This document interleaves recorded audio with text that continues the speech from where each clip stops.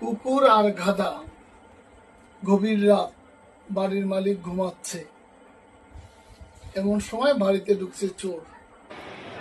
কুকুর বসে আছে চুপচাপ।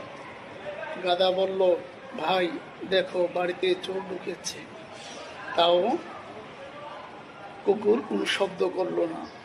তখন গাধা দেখলো কুকুরের সামনে কিছু হাড় মাংস পড়ে আছে। তখন গাধার আর বুঝতে বাকি রইল না যে কুকুর চোরের কাছে বিক্রি হয়ে গেছে। গাধা কোনো উপায় না পেয়ে তখন নিজেই চেঁচামেচি শুরু করলো। তখন বাড়ির মালিকের ঘুম ভেঙে গেল। দেখলো যে গাধা চেঁচামেচি করছে, কুকুর শুয়ে আছে। বাড়ির মালিক ভাবলো যে গাধা পাগল হয়ে গেছে। এই কথা বলে চাপের আঘাত গাধাকে মারলো।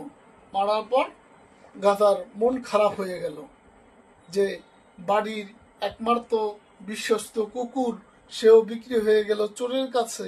তো তাই তো গাধা এখন বলে, সমাজে দায়িত্বশীল লোকেরা যদি দায়িত্ব না নেয় তাহলে আমি গাধা, পাগলের তকমাটা আমার কপালেই জুটবে।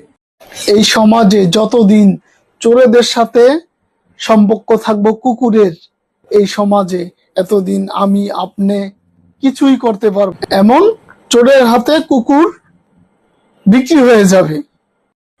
আর এই গল্পটা কোনো গাধা আর কুকুরের না, এই গল্পটা আমাদের সমাজের।